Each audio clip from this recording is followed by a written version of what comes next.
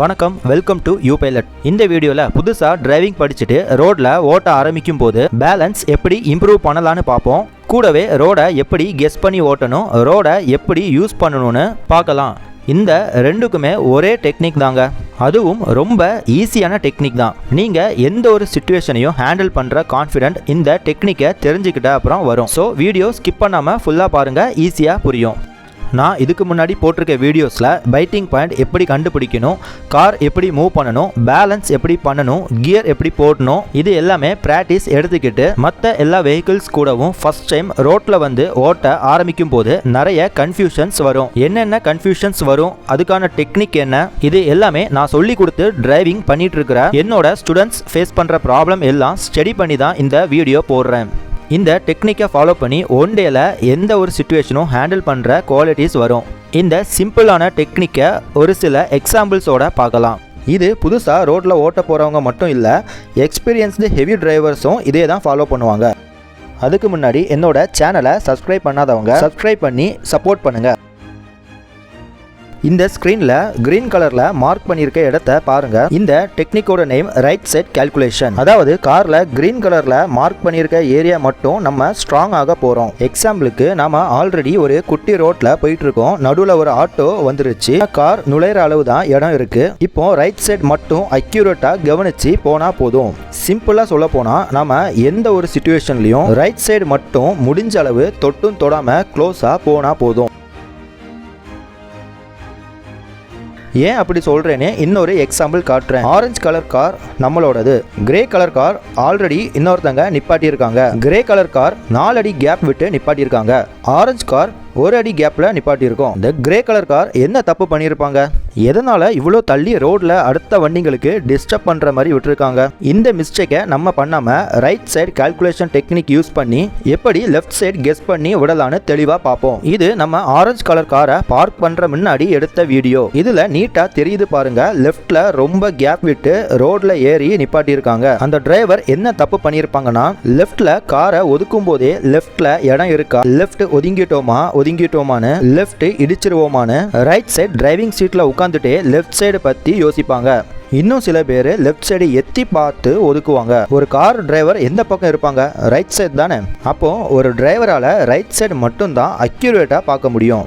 இப்போ நம்ம right side guess பண்ணி பார்க் பண்ணலாம். நம்ம லெஃப்ட் சைடு கெஸ் பண்ணுறதை விட்டுட்டு நம்ம காரை லெஃப்ட் ஒதுக்கும் போதே நம்ம காரோட மொத்த அளவும் கெஸ் பண்ணிட்டு ரைட் சைடு வீலுக்கு மட்டும் ஒரு டார்கெட் ஃபிக்ஸ் பண்ணிட்டு நம்ம காரை ஸ்லோவாக மூவ் பண்ணி கொண்டு போகணும். லெஃப்ட் சைடு பற்றி யோசிக்க கூட வேண்டாம், ரைட் சைடு வீலை மட்டும் டார்கெட் பண்ணி பார்க் பண்ணுனா போதும். இப்போ ரெட் கலர் ஏரோ மார்க் காட்டுற இடத்துல ஒரு குட்டி கல் இருக்கு, அதை தான் நாம் டார்கெட் பண்ணி ரைட் சைடு வீலை பார்க் பண்ண போகிறோம். புதுசாக டிரைவ் பண்ண போகிற நீங்களும் ரைட் சைடு ஈஸியாக கெஸ் பண்ணி அக்யூரேட்டாக ஒதுக்கி விடலாம். இன்னும் சொல்ல போனால் ஒரு எக்ஸ்பீரியன்ஸ்டு ஹெவி டிரைவராக இருந்தாலும் ரைட் சைடு மட்டும் தான் ஈஸியாக கெஸ் பண்ணி விட முடியும். நாம் இப்போ பண்ணுற மாதிரி ரைட் சைடு மட்டும் கரெக்டாக பார்க் பண்ணுனா போதும், லெஃப்ட் சைடு ஆட்டோமேட்டிக்காக கரெக்டாக பார்க் ஆயிரும். இந்த டெக்னிக்கை பஸ்ஸோ லாரியோ பார்க் பண்ணுறப்ப நீங்கள் தள்ளி நின்று பார்த்துக்கோங்க. வெஹிக்கிள் சைஸ் பெருசாக இந்த டெக்னிக் மட்டும்தான் யூஸ் பண்ண முடியும். நம்ம காரை பார்க் பண்ணதை மறுபடியும் ஃப்ரண்ட் வியூவில் பார்க்கலாம். நம்ம ரைட் சைடு வீலை மட்டும் கால்குலேட் பண்ணி விட்டனால லெஃப்ட் சைடு எவ்வளோ ஒதுக்கி விட்டுருக்கோன்னு பார்த்தீங்களா? நாமளும் காரை ரோட்டில் ஏற்றி விட்டோம்னா அடுத்த வெஹிக்கிள்ஸுக்கு கண்டிப்பாக டிஸ்டர்பாக இருக்கும். அது மட்டும் இல்லைங்க, சில ஏரியாவில் நம்மளால் டிராஃபிக் ஆகுறதுக்கும் சான்சஸ் இருக்குது.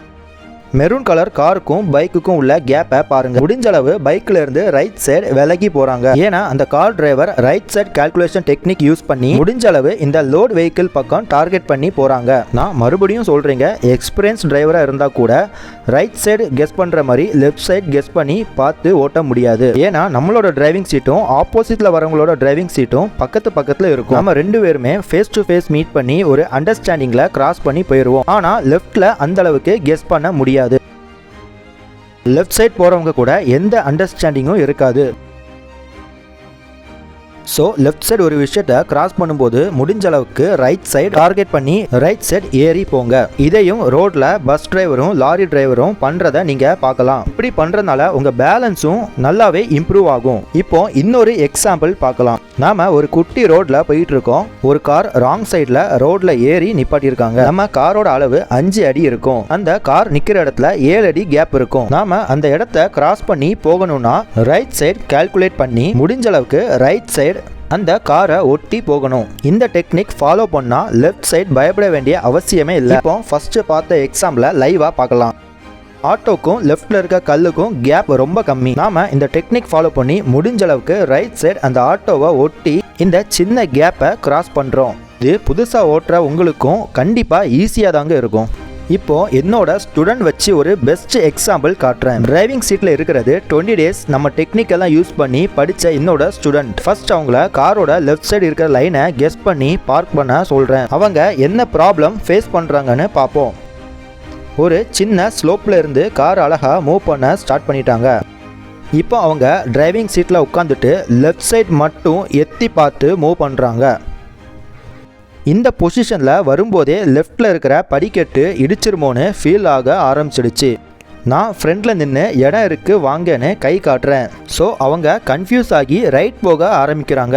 டிரைவிங் சீட்டில் உட்காந்துட்டு லெஃப்ட் கெஸ் பண்ணி பார்க் பண்ணுறது எக்ஸ்பீரியன்ஸ்டு டிரைவருக்கே டவுட் வரதாங்க செய்யும். அப்போ புதுசாக ஓட்ட ஆரம்பிக்கிற உங்களுக்கு அவங்கள விட கொஞ்சம் அதிகமாக டவுட் இருக்கும். இதுக்கு சிம்பிளான வழி ரைட் சைடு கால்குலேட் பண்ணுறது. இப்போ இவங்களை ரைட் சைடு லைனை ஒட்டி பார்க் பண்ண சொல்லலாம். இவங்க டிரைவிங் சீட்டில் இருந்துக்கிட்டு ரைட் சைடு லைனை நோட் பண்ண ஆரம்பிக்கிறாங்க. அவங்களால லெஃப்ட் சைடை விட ரைட் சைடு ஈஸியாக கெஸ் பண்ண முடியுது. சின்ன ஸ்லோப்பில் இருந்து மெதுவாக மூவ் பண்ண ஆரம்பிக்கிறாங்க. அவங்க மூவ் பண்ணி வரதுலேயே தெரியுது ரைட் சைடில் இருக்க லைனை ஈஸியாக கெஸ் பண்ணுறாங்கன்னு. இப்போ ரைட் சைடு வீலு அந்த ஒயிட் லைனை தொடுறதை ஃபீல் பண்ணி கரெக்டாக ஸ்டடி பண்ணி எடுக்கிறாங்க. இந்த ரைட் சைடு கால்குலேஷன் டெக்னிக்கை இங்கே மட்டும் இல்லை ரோட்லையும் இதே தான் ஃபாலோ பண்ணணும். முடிஞ்சளவு ரைட் சைடு வீலை மிடில் லைன் பக்கத்தில் வச்சு டிரைவ் பண்ணணும். அப்படி மிடில் லைன் போடாத ரோட்டில் ரைட் சைடு வீலை மிடில் இருக்கிற மாதிரி பார்த்துக்கணும். அப்படி பண்ணிங்கன்னா உங்கள் பேலன்ஸ் ரொம்பவே இம்ப்ரூவ் ஆகும். அண்ட் இப்படி ஓட்டுறதுனால இன்னும் நிறைய பெனிஃபிட்ஸ் இருக்குது. என்னென்ன பெனிஃபிட்ஸ்னு நெக்ஸ்ட் வீடியோவில் சொல்கிறேன். ஆப்போசிட்டில் வர வெஹிக்கிள்ஸும் அவங்களோட ரைட் சைடு அதாவது நம்ம பக்கம் கெஸ் பண்ணி தான் வருவாங்க. அப்போ தான் 2 பேருமே ஃபேஸ் டு ஃபேஸ் ஒரு அண்டர்ஸ்டாண்டிங்கில் போக முடியும். இப்போ நம்ம முன்னாடி லெஃப்ட் சைடு ஒரு ரோடு போகுது. ரைட் சைடு டேர்னிங்னாலும் சரி லெஃப்ட் சைடு டேர்னிங்னாலும் சரி ரைட் சைடு வீலை சென்டரை கெஸ் பண்ணி தான் டேர்ன் பண்ணணும். நாம லெஃப்ட் டேர்ன் பண்ணும்போது இன்னொரு கார் வருது. நம்ம டார்கெட் ரைட் சைடு அந்த காரை ஒட்டி போகணும். இப்போ நம்ம முன்னாடி ஒரு லாரி ரோட்ல ஏறி நிப்பாட்டியிருக்காங்க. நம்ம காரோட ரைட் சைடு வீலை முடிஞ்சளவு ரைட் சைடு கொண்டு போகணும். இந்த பிராக்டிஸ் மூலமா உங்க பேலன்ஸ் ரொம்பவே இம்ப்ரூவ் ஆகும். ஸ்டீரிங் எப்படி ஹேண்டில் பண்றதுன்னு ஆல்ரெடி வீடியோ போட்டிருக்கேன். அந்த வீடியோ பார்க்காதவங்க மேலே இருக்கிற கார்டை கிளிக் பண்ணி பார்த்துக்கோங்க. இப்போ நம்ம முன்னாடி ஒரு 2 வீலர் போயிட்டு இருக்காங்க. அவங்கள ஓவர்டேக் பண்ணுறதுக்கு லெஃப்ட் சைடு டார்கெட் பண்ணாமல் நம்ம காரோட ரைட் சைடு வீலை ரைட் சைடு ஒயிட் லைனை டார்கெட் பண்ணி போகணும். இப்படி ரைட் சைடு கான்ஃபிடென்ட்டாக போகும்போது லெஃப்ட் சைடை நினச்சி பயப்பட வேண்டிய அவசியமே இருக்காது. இப்படி ஓவர்டேக் பண்ணுறது தான் சேஃபும் கூட. இப்போ நம்ம முன்னாடி ஒரு மினி பஸ் வருது. மினி பஸ்ஸும் நம்ம காரும் போகிற அளவுக்கு தான் கரெக்டாக கேப் இருக்குது. இப்போ நம்ம ரைட் சைடு கால்குலேட் பண்ணி நம்ம ரைட் சைடு வீலை முடிஞ்ச அளவுக்கு அந்த மினி பஸ் பக்கத்தில் கொண்டு போக போகிறோம். அதே சமயம் அந்த மினி பஸ்ஸோட ரைட் சைடு வீலும் நம்ம பக்கம் டார்கெட் பண்ணி வருவாங்க.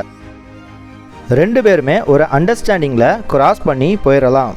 இப்படி போகிறது தான் சேஃப்டியும் கூட. ரைட் சைடு கால்குலேட் பண்ணி போகிறத லாங் டிரைவ் பண்ணி இன்னொரு வீடியோவில் போடுறேன். கூடவே அதோட பெனிஃபிட்ஸும் அதுலேயே லைவாக பார்ப்பீங்க. இந்த வீடியோ உங்களுக்கு யூஸ்ஃபுல்லாக இருந்துச்சுன்னா லைக் பண்ணிக்கோங்க. மறக்காமல் என்னோட சேனலை சப்ஸ்கிரைப் பண்ணி எனக்கு சப்போர்ட் பண்ணுங்கள். Thank you. 79 Adam, this is Central BCC. Multiple SWAT units responding code 3 to CP at 127th and Adelaide.